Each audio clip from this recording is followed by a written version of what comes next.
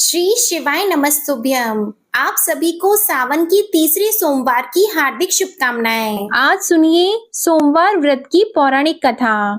बहुत समय पहले वाशकल नामक गांव में बिंदुक नाम का एक ब्राह्मण रहता था। वह अधर्मी, दुरात्मा और महापापी था। उसकी स्त्री बहुत सुंदर थी। उसका नाम चंचुला था। वह सदा उत्तम धर्म का पालन करती थी, परंतु बिंदुक वैश्यागामी था। इस तरह कुकर्म करते हुए बहुत समय व्यतीत हो गया। उसकी स्त्री काम से पीड़ित होने पर भी सधर्म नाश के भय से क्लेश सहकर भी काफी समय तक धर्म भ्रष्ट नहीं हुई, परंतु आगे चलकर वह भी अपने दुराचारी पति के आचरण से प्रभावित होकर दुराचारी और अपने धर्म से विमुख हो गई। इस तरह दुराचार में डूबे हुए उन पति पत्नी का बहुत सा समय व्यर्थ बीत गया।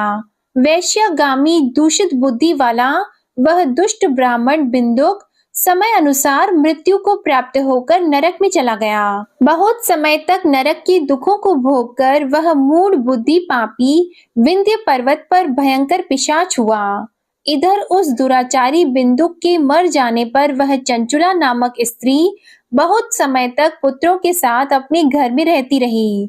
पति की मृत्यु के बाद वह भी अपने धर्म से गिरकर पर पुरुषों का संग करने लगी थी। सती विपत्ति में भी अपने धर्म का पालन करना नहीं छोड़ती। यही तो तप है। कठिन तो होता है, लेकिन इसका फल मीठा होता है। एक दिन दैव योग से किसी पुण्य पर्व के आने पर वह अपने भाई बंधुओं के साथ गोकर्ण क्षेत्र में गई।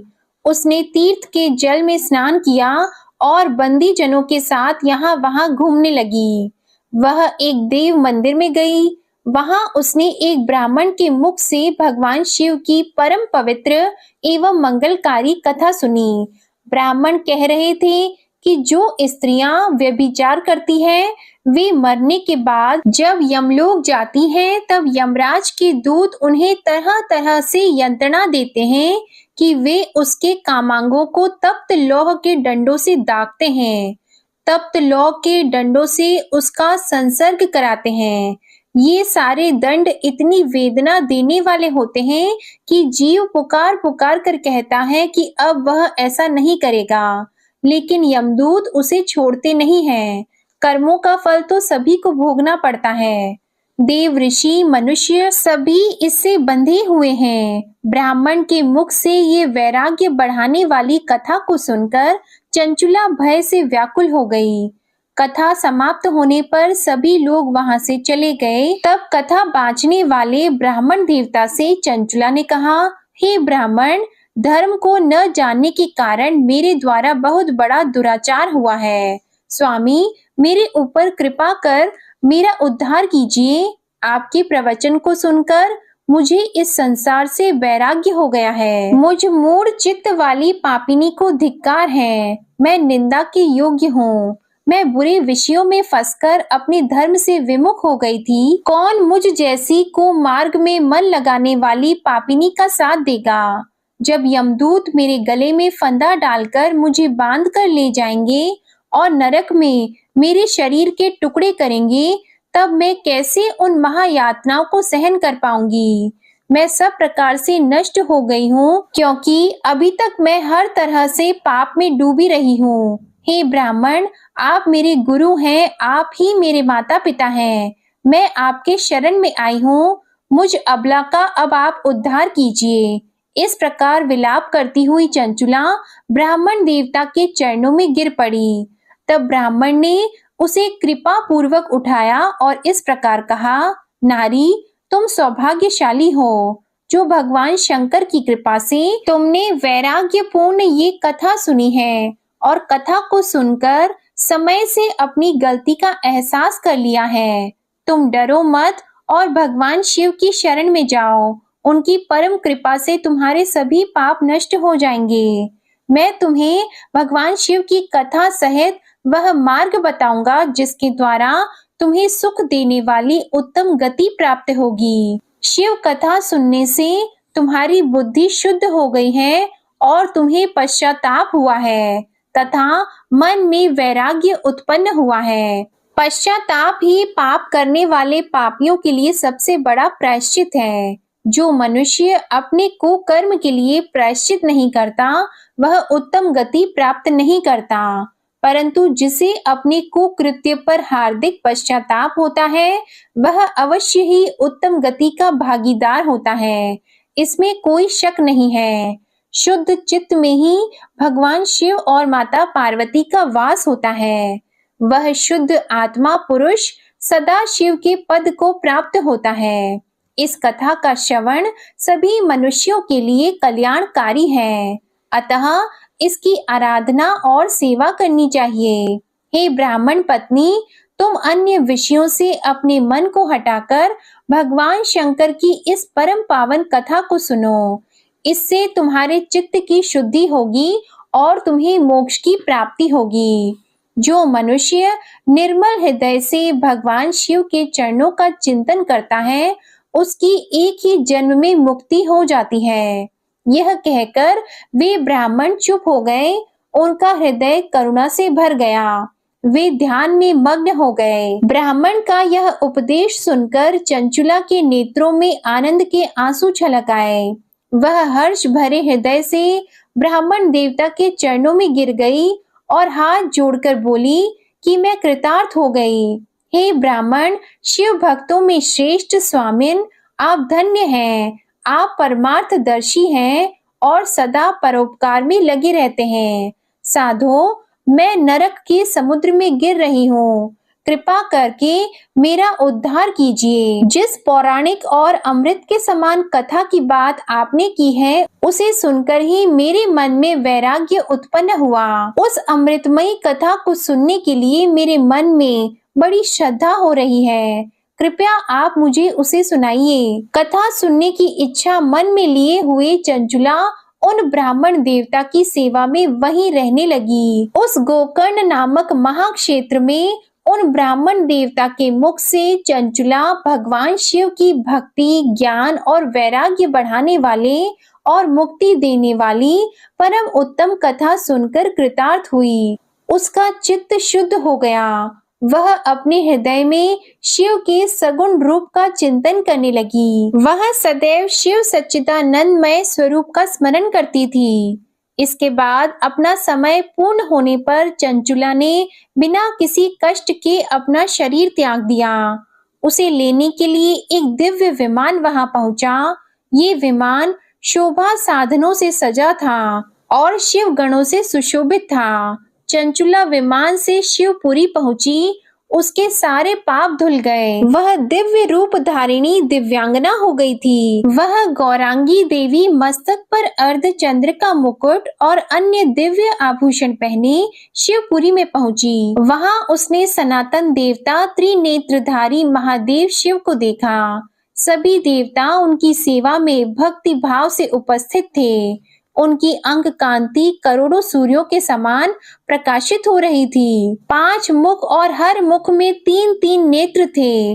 मस्तक पर अर्धचंद्र आकार मुकुट शोभायमान हो रहा था। कंठ में नील चिन्ह, उनके साथ में देवी गौरी विराजमान थी, जो विद्युत पुंज के समान प्रकाशित हो रही थी।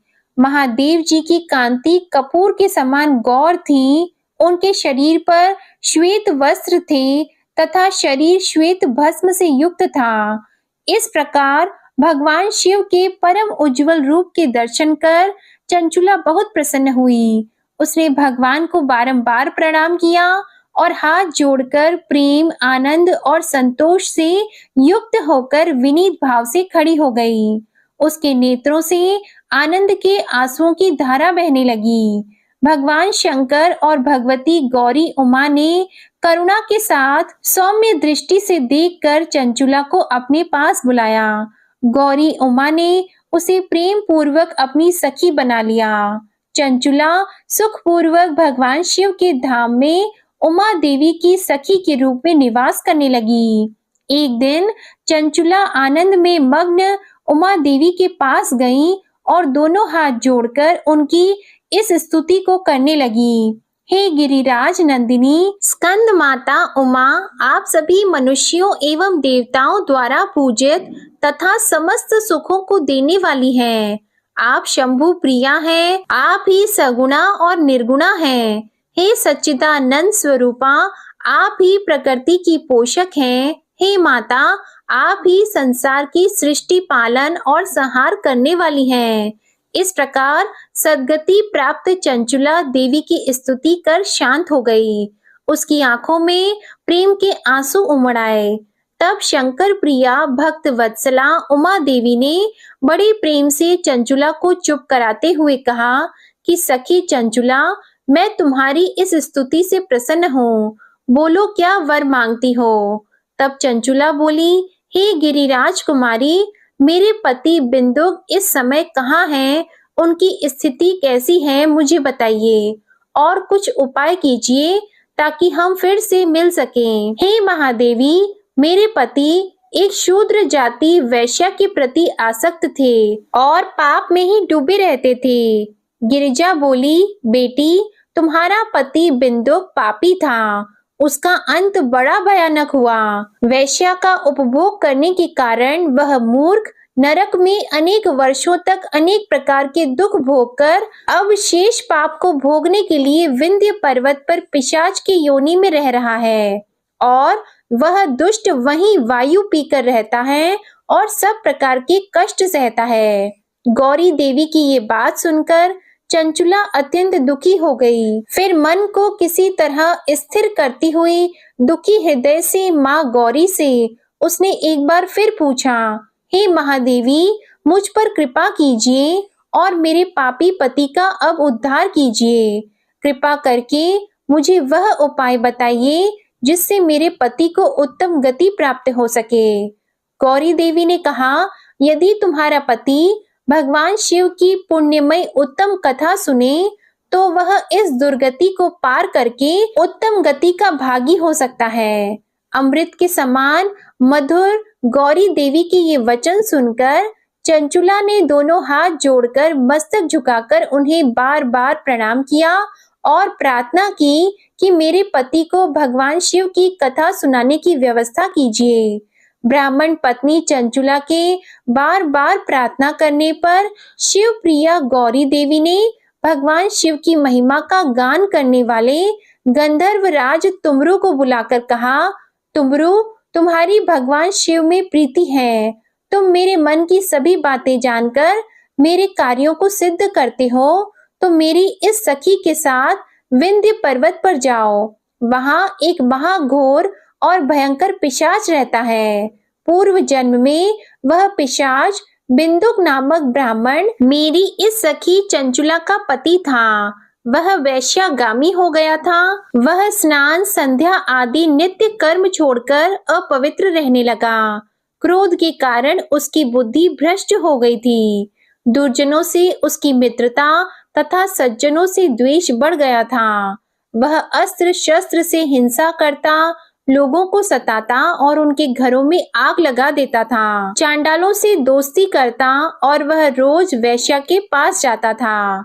पत्नी को त्याग कर दुष्ट लोगों से दोस्ती कर उन्हीं के संपर्क में रहता था। वह मृत्यु तक दुराचार में फंसा रहा। मृत्यु के बाद उसे पापियों के भोग स्थान यमपुरी में ले गए। वहां घोर नरकों को सहकर इस समय वह विंध्य पर्वत पर पिशाच बनकर रह रहा है और पापों का फल भोग रहा है। तुम उसके सामने परम पुण्यमयी पापों का नाश करने वाली भगवान शिव की दिव्य कथा का प्रवचन करो। इस कथा के सुनने से उसका हृदय सभी पापों से मुक्त होकर शुद्ध हो जाएगा और वह प्रेत योनि से मुक्त हो जाएगा। दुर्गति मुक्त होने पर उस बिंदुक नामक पिशाच को तुम विमान पर बिठाकर भगवान शिव के पास ले आना। माँ उमा का आदेश पाकर गंधर्व राज तुमरु प्रसन्नता पूर्वक अपने भाग्य की सराहना करते हुए चंचुला को साथ लेकर विमान से पिशाच के निवास स्थान विंध्य पर्वत पर गया। वहां पहुंचकर उसने विशाल आकृति वाले पिशाच को देखा।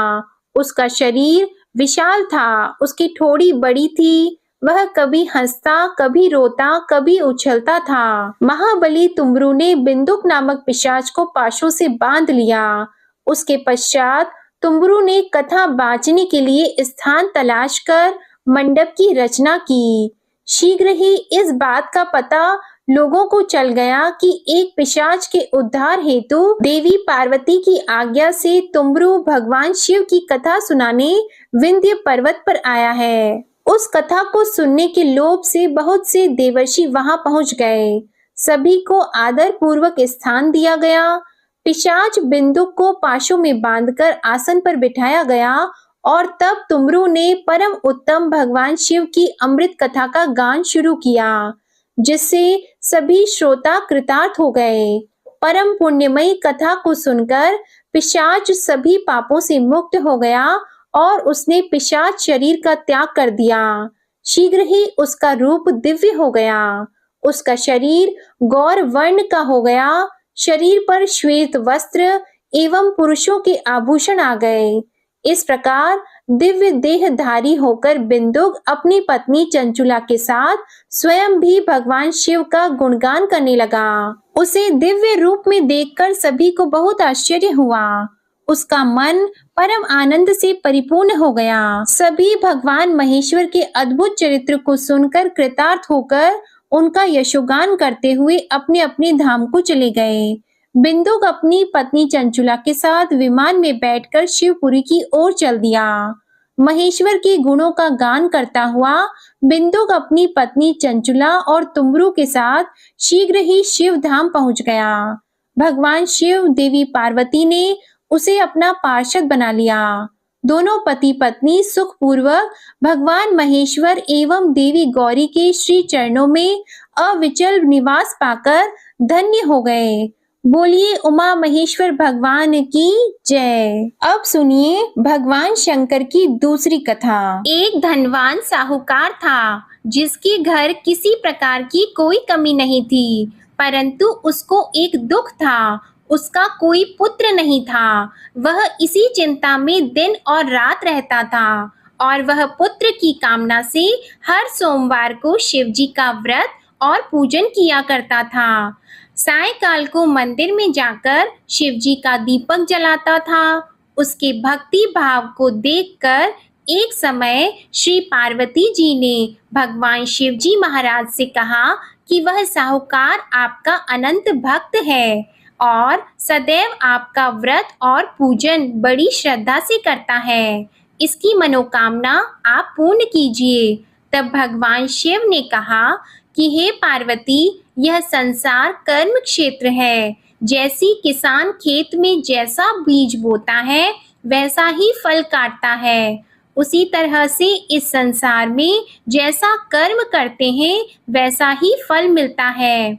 तब माता पार्वती ने अत्यंत आग्रह से कहा कि महाराज, जब यह आपका भक्त है और इससे किसी प्रकार का दुख है तो उसको अवश्य दूर करना चाहिए, क्योंकि आप सदैव अपने भक्तों पर दयालु हैं और उनके दुखों को दूर करते हैं। यदि आप ऐसा नहीं करेंगे तो मनुष्य आपकी सेवा व्रत क्यों करेंगे?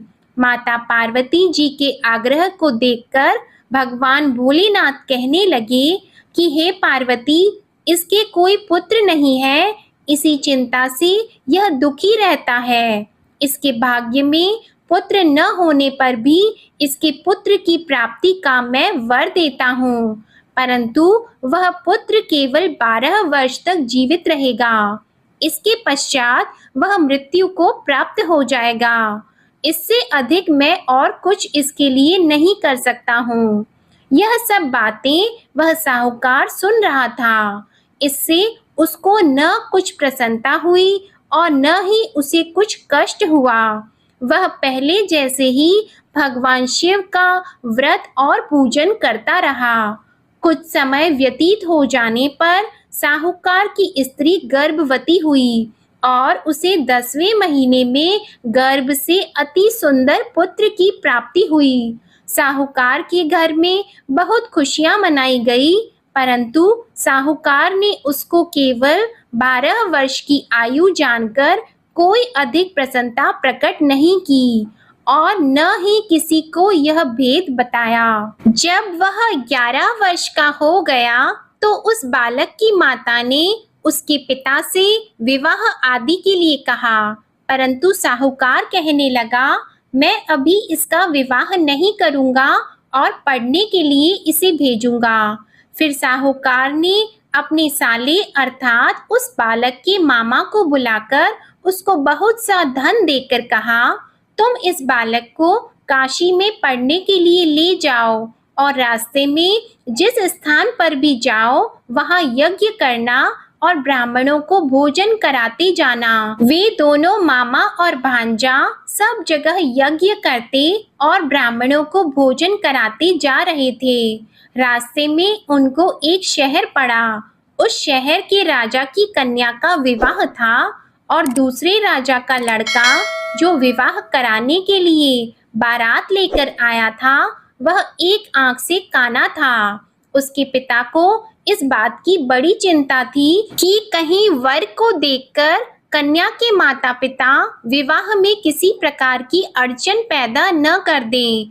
इस कारण जब उसने अति सुंदर सेठ के लड़के को देखा तो उसने मन में विचार किया कि क्यों न दरवाजे के समय इस लड़के से वर का काम चलाया जाए।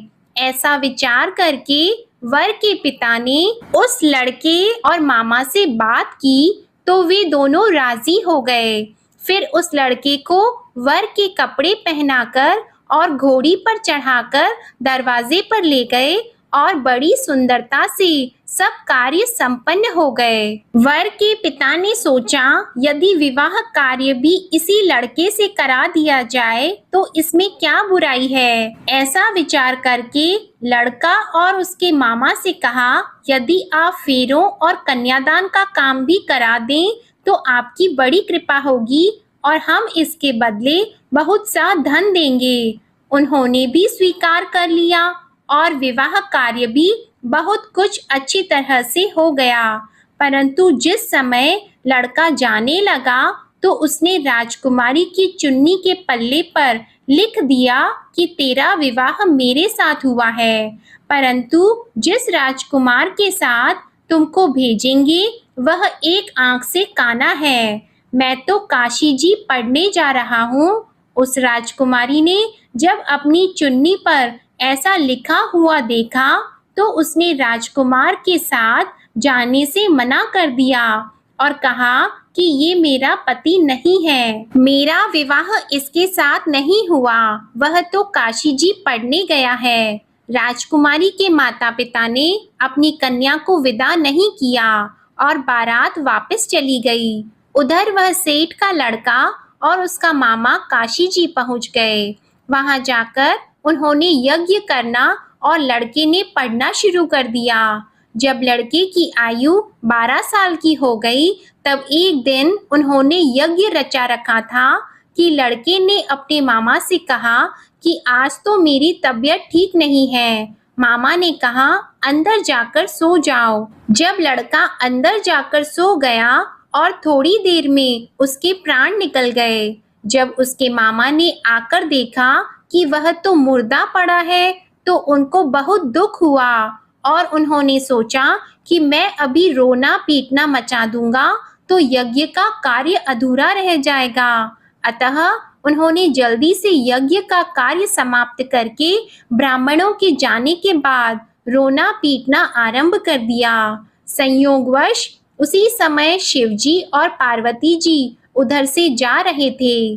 पार्वती जी कहने लगी, हे महादेव, कोई दुखियारा रो रहा है, इसके कष्टों को आप दूर करो। तब भगवान शिव बोले, इसकी आयु इतनी ही थी सो ये भोग चुका है। माता पार्वती ने कहा कि महाराज कृपा करके इस बालक को और आयु दे दो, नहीं तो इसके माता पिता तड़प तड़प कर मर जाएंगे।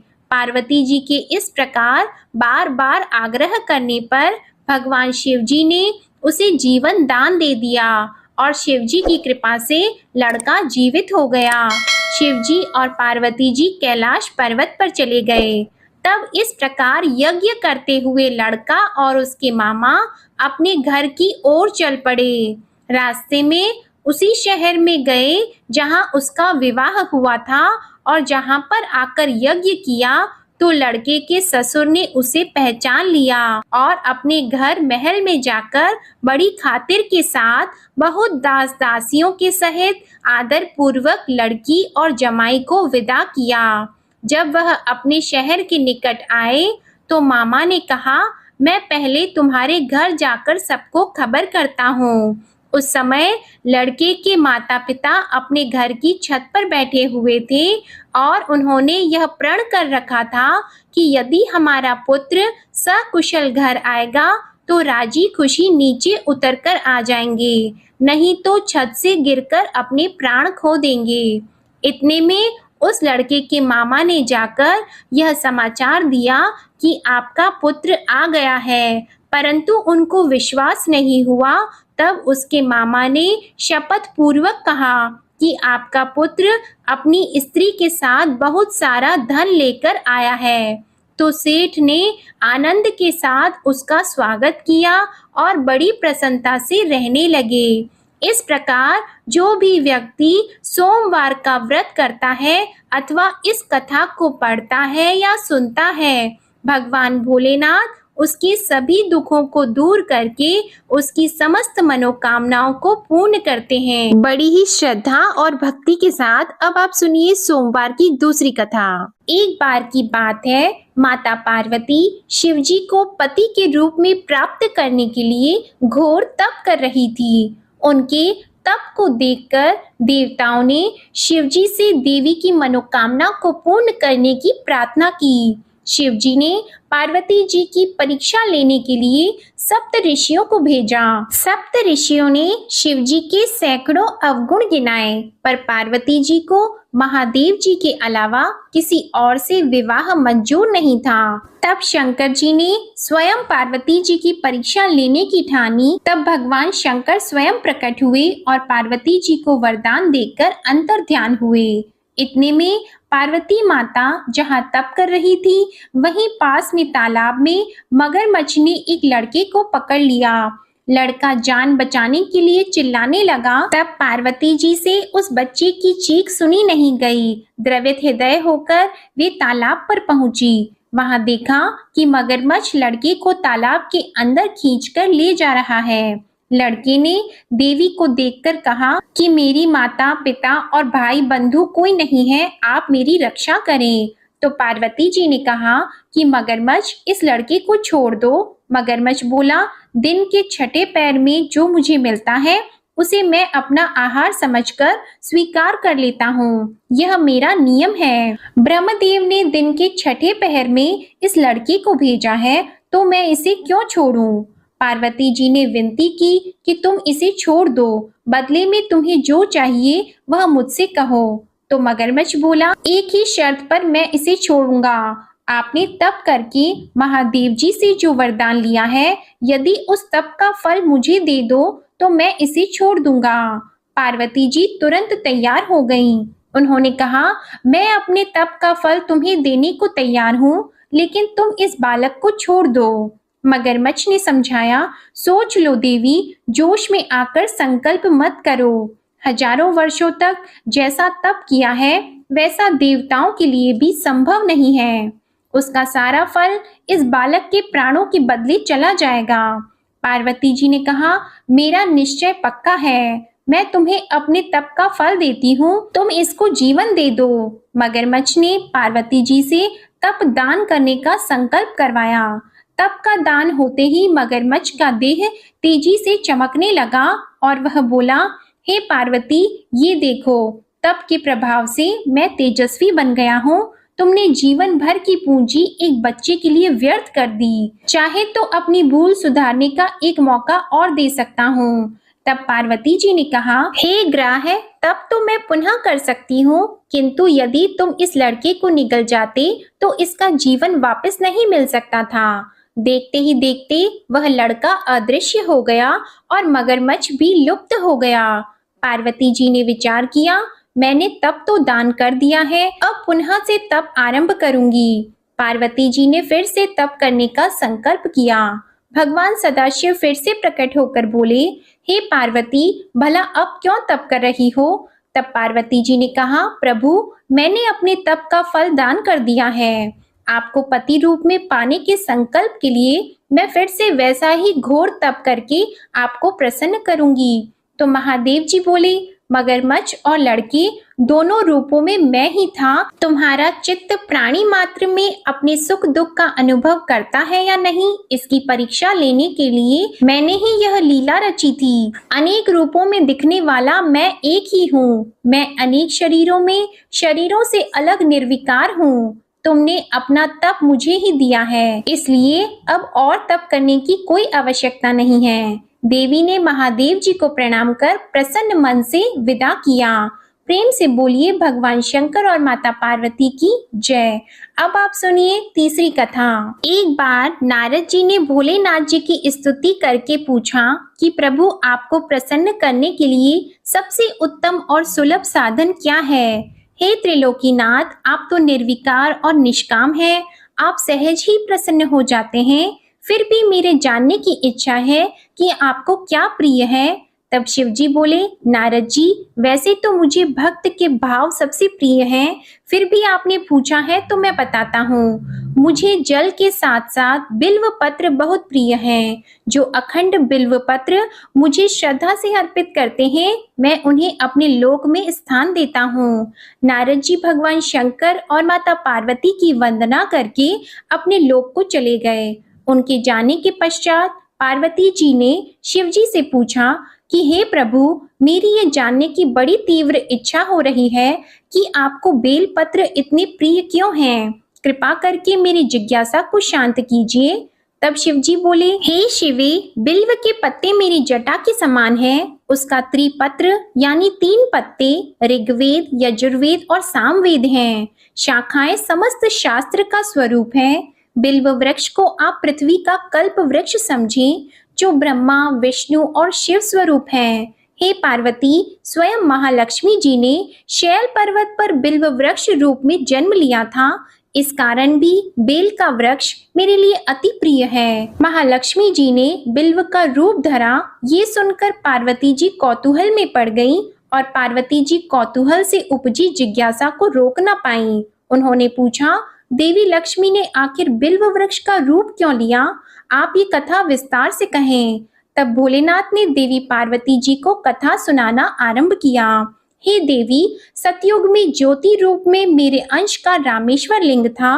ब्रह्मा आदि देवों ने उसका विधिवत पूजन अर्चन किया था। इसका परिणाम ये हुआ कि मेरे अनुग्रह से वाणी देवी सबकी प्रिय हो गई। वे भगवान विष्णु को सतत प्रिय हो गई। मेरे प्रभाव से भगवान केशव के मन में वाग देवी के लिए जितनी प्रीति उत्पन्न हुई, वह स्वयं लक्ष्मी जी को नहीं भाई। लक्ष्मी देवी का श्री हरि के प्रति मन में कुछ दुराव पैदा हो गया। वह चिंतित और रुष्ट होकर चुपचाप परम उत्तम श्री शैल पर्वत पर चली गईं। वहां उन्होंने तप करने का निश्चय किया और उत्तम स्थान का चयन करने लगी। महालक्ष्मी ने उत्तम स्थान का निश्चय करके मेरे लिंग विग्रह की उग्र तपस्या प्रारंभ की। उनकी तपस्या कठोरतम होती जा रही थी। हे परमेश्वरी, कुछ समय के बाद महालक्ष्मी जी ने मेरे लिंग विग्रह से थोड़ा ऊर्ध्व में एक वृक्ष का रूप धारण कर लिया। अपने पत्तों और पुष्प द्वारा निरंतर मेरा पूजन करने लगी। इस तरह महालक्ष्मी जी ने लाखों वर्षों तक घोर आराधना की। अंततः उन्हें मेरा अनुग्रह प्राप्त हुआ। मैं वहां प्रकट हुआ और देवी से इस घोर तप की आकांक्षा पूछकर वर देने को तैयार हुआ। महालक्ष्मी जी ने मांगा कि श्री हरि के हृदय में मेरे भाव से वाग देवी के लिए जो स्नेह हुआ है वह समाप्त हो जाए। तब शिव जी बोले, मैंने महालक्ष्मी जी को समझाया, श्री हरि के हृदय में आपके अतिरिक्त किसी और के लिए कोई प्रेम नहीं है। वाग देवी के प्रति उनका प्रेम नहीं अपितु श्रद्धा है। यह सुनकर लक्ष्मी जी प्रसन्न हो गईं और पुनः श्री विष्णु के हृदय में स्थित होकर निरंतर उनके साथ विहार करने लगी। हे पार्वती, महालक्ष्मी के हृदय का एक बड़ा विकार इस प्रकार दूर हो गया। इस कारण हरिप्रिया उसी वृक्ष रूप में सर्वदा अतिशय भक्ति से भरकर यत्न पूर्वक मेरी पूजा करने लगी। हे पार्वती, इसी कारण विश्व का वृक्ष, उसके पत्ते, फल, फूल आदि मुझे बहुत प्रिय हैं। मैं निर्जन स्थान में बिल्व वृक्ष का आश्रय लेकर रहता हूँ। बेल वृक्ष को सदा सर्व तीर्थ में एवं सर्व देवमय मानना चाहिए। बिल्व पत्र, बिल्व फूल, बिल्व वृक्ष अथवा बिल्व काष्ठ के चंदन से जो मेरा पूजन करता है, वह भक्त मेरा अति प्रिय है। बिल्व वृक्ष को शिव के समान ही समझो। वह मेरा शरीर है जो बिल्व पर चंदन से मेरा नाम अंकित करके मुझे अर्पण करता है। मैं उसे सभी पापों से मुक्त करके अपने लोक में स्थान देता हूँ। हे देवी, उस व्यक्ति को स्वयं लक्ष्मी जी भी नमस्कार करती हैं जो मेरा पूजन करते हैं। जो बिल्व मूल में प्राण छोड़ता है, उसको रुद्र देह प्राप्त होता है और ऐसे मनुष्य पर सदैव ही माता लक्ष्मी की कृपा रहती है और साथ ही साथ भगवान नारायण की कृपा भी उन पर सदैव बनी रहती है। प्रेम से बोलिए भगवान शिव और माता पार्वती की जय। अब सुनिए गणेश भगवान की कथा। एक साहूकार था। उसके घर रोज एक ब्राह्मणी रोटी लेने के लिए घर आती थी। घर के अंदर घुसते ही पोल के ऊपर गजानन जी का मंदिर था। वह गणेश जी को रोटी का एक कौर हमेशा भोग लगाती थी। बहुत दिन हो गए। गणेश जी महाराज ने कहा कि यह मुझे हमेशा भोजन करवाती है, मुझे इसे कोई ना कोई उपहार जरूर देना चाहिए। गणेश जी एक दिन उसके थाली में हीरे मोती भर देते हैं। ब्राह्मणी तो थाली लेकर अपने घर आ गई और साहूकार से रोटी लेने के लिए आना बंद हो गई। साहूकारनी ने उसे बुलावा भेजा कि बाई, रोटी लेने के लिए क्यों नहीं आती हो। ब्राह्मणी ने कहा कि मुझ पर गणेश जी प्रसन्न हो गए। बहुत वर्ष तक रोटी लेने के लिए आ गई, लेकिन अब नहीं आऊंगी। साहूकारनी मन में बहुत नाराज हुई और गणेश जी से कहा कि आप ब्राह्मणी के ऊपर प्रसन्न हुए, परंतु मुझ पर प्रसन्न नहीं हुए। तब गणेश जी की मूर्ति हटाकर उसने बाहर फेंक दी। इधर सेठ जी की दुकान में धंधा पानी बंद हो गए। एक दिन सेठ जी की नजर पोल के मंदिर पर गई तो सेठानी जी को पूछा कि गणेश जी कहाँ गए। तो साहूकारनी ने कहा कि ऐसे गणेश जी का क्या करें जो ब्राह्मणी पर तो प्रसन्न हो गए, लेकिन हमारे ऊपर प्रसन्न नहीं हुए। इस कारण मैंने तो गणेश जी को हटाकर फेंक दिया है। तब सेठ जी ने कहा कि यह तुमने क्या किया? मेरा तो व्यापार और धंधा चलना बंद हो गया है। गणेश जी तुमने कहाँ फेंके हैं? जल्दी बताओ, मैं उन्हें वापस लेकर आता हूँ। साहूकार जी वापस से गणेश जी को लेने के लिए गए तो गणेश जी इतने भारी हो गए कि वे उठे ही नहीं। साहूकार जी ने कहा कि मेरे से गलती हो गई है, आप मेरे घर पधारिए। गणेश जी तो और भी भारी होते गए और कहा कि मैं तो नहीं चलूंगा। पहले साहूकारनी को बुलाकर यहाँ लाओ और वह मुझसे माफी मांगेगी तो ही मैं चलूंगा। और गणेश जी ने कहा कि मुझे हमेशा सवा सेर का चूरमा करके भोजन कराओगे तो ही मैं चलूंगा। साहूकार साहूकारनी को लेकर आए और उससे माफी भी मंगवाई और सवा सेर का चूरमा चढ़ाने की हाँ भी भरी। तब साहूकार और साहूकारनी ने गणेश जी को वापस घर लाकर उन्हें पोल में बिठाया। ऐसा करने पर साहूकार का व्यापार फिर से चलने लगा। हे गणेश जी महाराज, जैसे साहूकार और साहूकारनी पर आप प्रसन्न हुए, वैसे सभी पर प्रसन्न होना। बोलिए गणेश जी महाराज की जय। अब आप सुनिए भगवान भोलेनाथ की आरती। ओम जय शिव ओमकारा, प्रभु हर शिव ओमकारा। ब्रह्मा विष्णु सदा शिव, ब्रह्मा विष्णु सदा शिव, अर्धांगी धारा। ओम जय शिव ओमकारा। एकानन चतुरानन पंचानन राजे, स्वामी पंचानन राजे। हंसासन गरुड़ासन, हंसासन गरुड़ासन, वृषवाहन साजे। ओम जय शिव ओमकारा। दो भुज चार चतुर्भुज, दस भुज अति सोहे, स्वामी दस भुज अति सोहे। त्रिगुण रूप निरखते, त्रिगुण रूप निरखते, त्रिभुवन जन मोहे। ओम जय शिव ओंकारा। अक्षमाला वनमाला मुंडमाला धारी, स्वामी मुंडमाला धारी।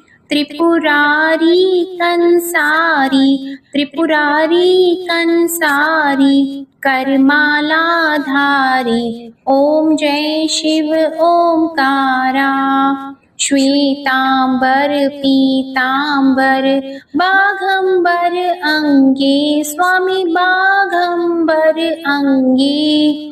सनकादिक गरुणादिक, सनकादिक गरुणादिक, भूतादिक संगे। ओम जय शिव ओंकारा। कर की मध्य कमंडल चक्र त्रिशूलधारी, स्वामी चक्र त्रिशूलधारी। सुखकारी दुखहारी, सुखकारी दुखहारी, जगपालनकारी। ओम जय शिव ओंकारा। ब्रह्मा विष्णु सदाशिव जानत अविवेका, स्वामी जानत अविवेका।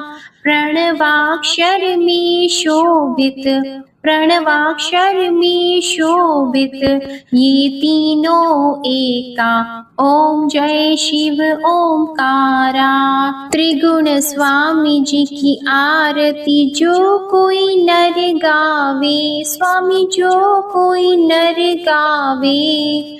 कहत शिवानंद स्वामी, कहत शिवानंद स्वामी, मन वांछित फल पावे। ओम जय शिव ओंकारा। ओम जय शिव ओंकारा। जय भोलेनाथ। आपको ये कथा पसंद आए तो वीडियो को लाइक करके चैनल को जरूर सब्सक्राइब करिएगा और कमेंट में भगवान भोलेनाथ जी की जय जरूर लिखिएगा। ओम नमः शिवाय।